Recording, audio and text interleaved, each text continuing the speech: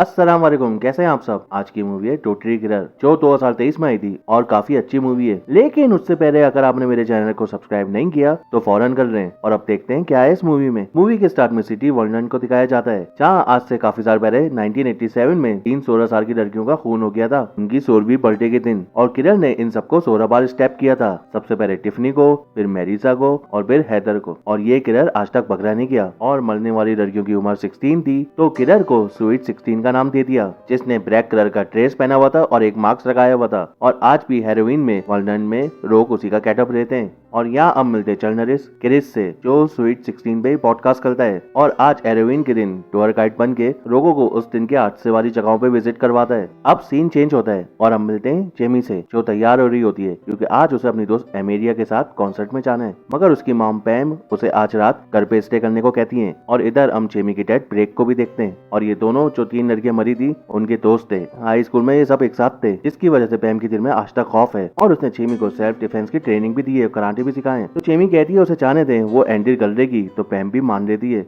मगर एक शर्ट पे कि ब्रेक इनको कॉन्सर्ट पे लेके जाएगा और वापस भी वही लेके आएगा। अब ब्रेक जेमी को अमेरिया के घर पे लेके जाता है जहाँ वो दोनों दोस्तें मिलती हैं और अमेरिया की मॉम लॉरेन भी वहाँ पे होती है। ये भी पैम और ब्रेक के स्कूल में थी। और आज हेरोइन के दिन भी जॉब पे जा रही होती है क्योंकि इसके ऑफिस वाले ये सब मनाते नहीं है। पैम घर में अकेली होती है और कुछ बच्चे आते हैं तो ये उनको कैंडीज देती है। और फिर स्वीट 16 के मार्क्स में एक बंदा आता है तो पैम को लगता है इसको भी कैंडी चाहिए, मगर ना, उसे तो पैम की जान चाहिए। तो ये फौरन डोर बंद करके पुलिस को कॉल मिलाती है और मार्क्स वाला दरवाजा तोड़ के अंदर आ जाता है, इस पे अटैक करता है। मगर पैम को खुद भी कराटे आते हैं। वो अच्छे से सेल्फ डिफेंस करती है क्योंकि उसको हमेशा से किलर का डर था कि वो उसे एक दिन मार देगा। ये किचन में जाती है और एक नाइफ उठा के उसको कहती है कि मैंने पुलिस को बुला लिया और वो किसी भी टाइम आ जाएगी। ये सुन के किलर यहाँ से चला जाता है लेकिन पीछे से आके पैम पे हमला कर देता है और उसे मार देता है। अब पुलिस घर पे आती है और क्रिस भी लाइव रिपोर्टिंग कर रहा होता है कि पैम को भी 16 बार स्टेप करके मारा गया है। क्या इतने साल बाद स्वीट 16 किलर वापस आ गया है। और जेमी भी अपनी मॉम की मौत से काफी रो रही होती है। जेमी स्कूल में होती है जहाँ प्रिंसिपल, कोच और शेरिफ कारा सेल्फ डिफेंस का बता रहे होते हैं सबको। और फिर प्रिंसिपल और शेरिफ जेमी से बात करते हैं, उससे पूछते हैं कि तुम्हारे डैड कहाँ थे जब खून हुआ था, क्योंकि पैम के मोबाइल चेक करने पे पता चला है कि वो और क्रिस काफी बात करते थे। तो कहीं ब्रेक ने गुस्से में आके अपनी बीवी पैम को न मार दिया हो। तो जेमी इस पे गुस्सा हो जाती है कि इसके डैड को फंसाया जा रहा है क्योंकि पास में कारा और ब्रेक में कुछ मसला हुआ था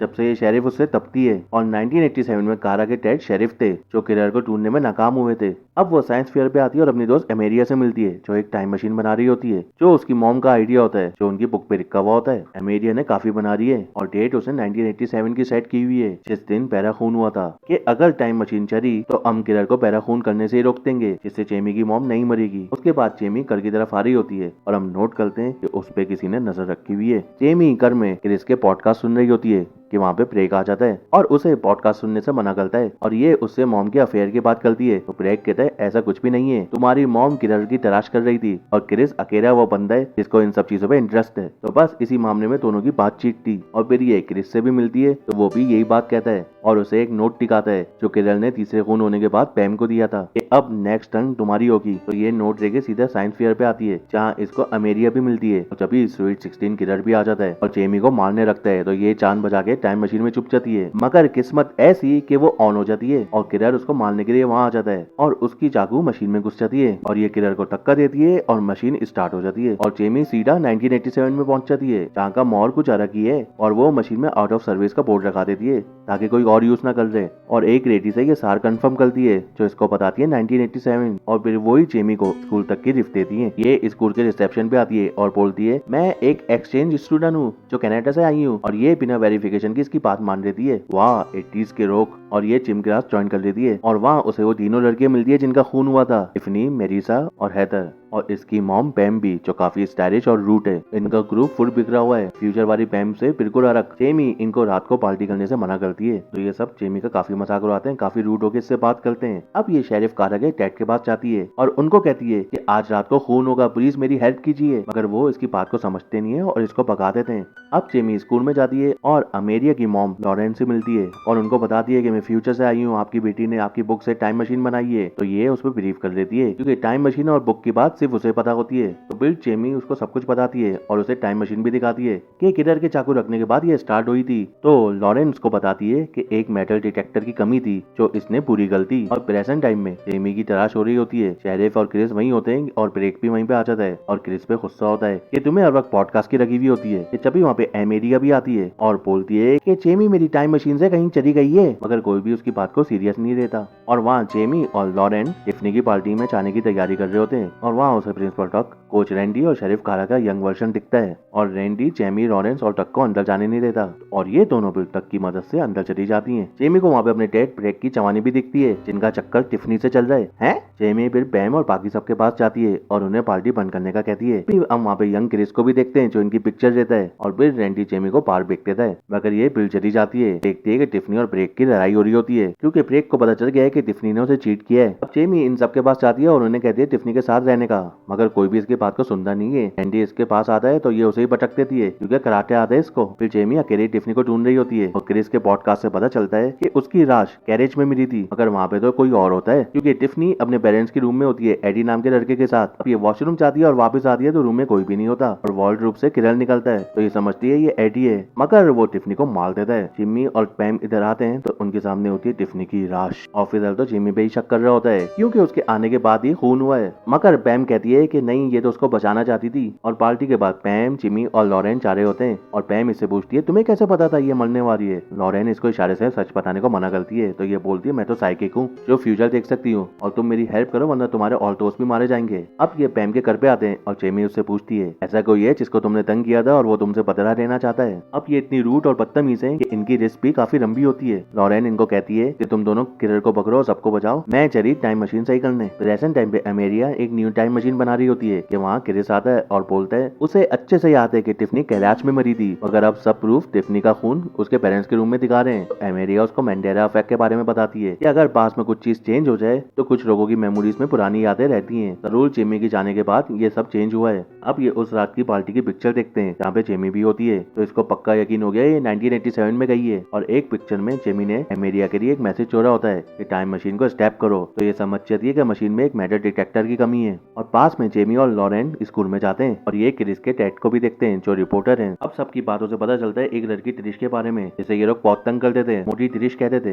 जिसकी कार एक्सीडेंट से मौत हो गई है। अब क्लास में जेमी कहती है मैं रिसे की बलते हम चारों कर्ज कहीं टूल जाके बनाएंगे और ये सब मान जाते हैं। अब टीचर आते हैं और जेमी का पार्टनर एक लड़के डेमन को बनाते हैं और इसकी राइटिंग बिल्कुल वैसी है जैसे इसकी मॉम बैम को नोट मिला था। अब ये सब बर्थडे पार्टी के लिए चाह रहे होते हैं तो जेमी इनसे डेमन के बारे में पूछती है तो ये बताते हैं वो पागल सा है, जेल में भी एक साथ रह के आया है, काफी गुस्से वाला है और वो त्रिश का भाई है। इसे अब उसके ऊपर और शक हो गया और ये सब पार्टी बनाने के लिए एक केबिन में आ जाते हैं जहाँ आज मेरिसा मरने वाली है। तो ये देख के जिमी शॉक हो जाती है और एक कार इनके पीछे आती है जिसमें रैंडी, ब्रेक और कारा भी होते हैं और ये सब खूब इंजॉय कर रहे हैं और जेमी इनको अंदर चलने के लिए कहती है तो ये सब अंदर चले जाते हैं और रैंडी उसे बाल छोड़ के दरवाजे को लॉक कर देता है। ये सब अपने कामों में रख जाते हैं और पैम और ब्रेक अपनी मस्तियों में। तो जेमी को फील होता है कोई करके अंदर आया है और वो एक विंडो से देखती है तो किलर हेडर के रूम में होता है और मेरिसा रैंडी के साथ। अब पैम को अचानक से याद आता है कि जेमी ने बताया था कि आज रात इधर खून होने वाला है, तो वो ब्रेक को भी बताती है और वो साइकिक और सब कुछ बता देती है। अब जेमी भी विंडो से इधर आती है और बताती है कि किलर हेदर के रूम के पास है। अब हेदर की भी आंख खुलती है और वो वहाँ से भागती है। किलर उसको स्टेयर से नीचे फेंक देता है और उसे मार देता है। अब ये सब यहाँ पे आते हैं तो ब्रेक किलर से लड़ने लगता है तो वो ब्रेक को स्टैप कर देता है और वहाँ से जाने लगता है। जब ही जिमी एक लकड़ी का पीस उसे मारती है, अब वो जिमी को मारने लगता है तो पैम उस पर अटैक करती है तो वो उसको किक मारता है और फिर वहाँ से चला जाता है। अब जिमी भी समझ गई है कि उसके आने से पास चेंज हो गया है क्योंकि मेरिसा की जगह एदर मर गई है।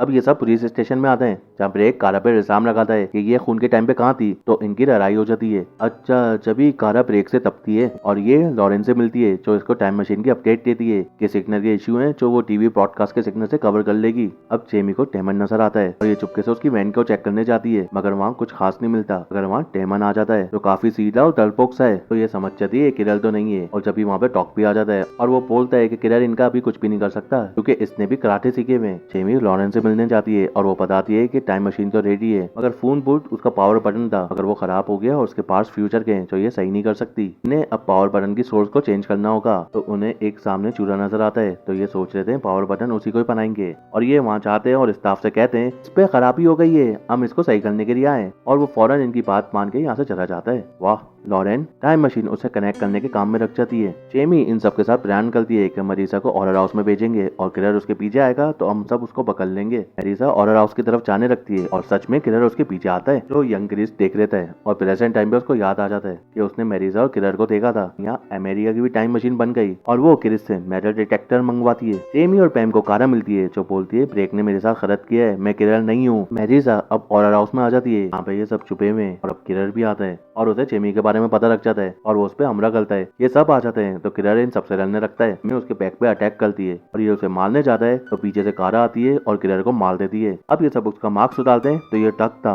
और उसके लॉकेट को चेक करते हैं तो उसके अंदर त्रिश की पिक्चर होती है, मतलब ये दोनों बॉयफ्रेंड गर्लफ्रेंड थे। तो मेरिसा बताती है एक र्यूमर था कि त्रिश का चक्कर कोच के साथ है। टिफनी ने उसको हमने घर में बुलाया और उसे खूब पिलाया और बार बार उससे यही पूछती रही तो त्रिश अपसेट हो गए एक रूम में चली गई जहाँ शायद उसने कॉल करके टक को सब बता दिया होगा। फिर वो नशे की आदत में अपनी कार चला के यहाँ से चली गई और उसका एक्सीडेंट हो गया और वो मर गई। तो जेमी पैम पे गुस्सा होती है कि तुम लोगों के चक्कर में एक लड़की मर गई। तो मेरिसा उसको कहती है कि उस रात पैम हमारे साथ नहीं थी। अब यहाँ पे लॉरेन भी आ जाती है और कहती है टाइम मशीन रेडी हो गई है, तुम यहाँ से जा सकती हो। पैम जेमी को कहती है कि मैं इतनी भी बुरी नहीं हूँ कि मैं किसी के साथ ऐसा करती। तो जेमी उसको नोट टिका के कहती है अगर तुम नहीं थी तो किलर ने तुम्हारे लिए ये नोट क्यों चोरा। कि जब ही एक दूसरा किलर आता है और मेरिसा को चांद से मार देता है। ये सब शॉक हो जाते हैं कि दूसरा किलर कहाँ से आ गया। तो लॉरेन उसको कहती है ये फ्यूचर से आया होगा। और अब हम प्रेजेंट टाइम पे देखते हैं लॉरेन घर पे आती है तो देखती है अमेरिया को किसी ने मार दिया है और उसकी टाइम मशीन भी गायब है और यहाँ ये सब भाग जाते हैं और किलर क्रिस के डैड को लाइव टीवी पे मार देता है। अब लॉरेन जेमी को मशीन तक लेके आती है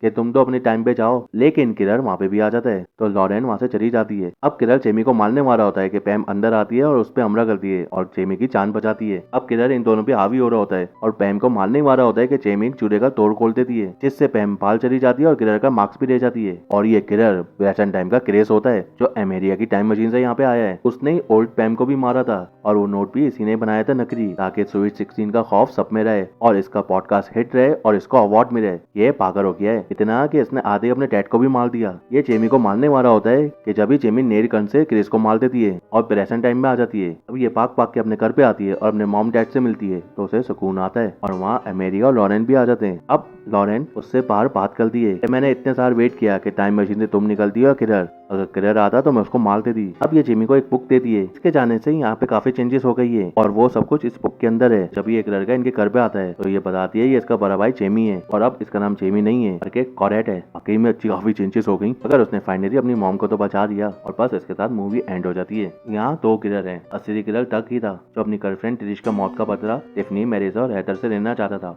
और उनको मारने के बाद सुकून से आराम से प्रिंसिपल बन गया था। और दूसरा क्रिस जो स्वीट 16 किलर की रेकिसी को जिंदा रखना चाहता था, इसलिए उसने पैम को मारा। तो आपको मूवी कैसी लगी मुझे कमेंट बॉक्स में बताना और इंशाल्लाह मिलते एक नई वीडियो के साथ। जब तक अपना और अपने घर वालों का ख्याल रखिएगा। अल्लाह हाफिज।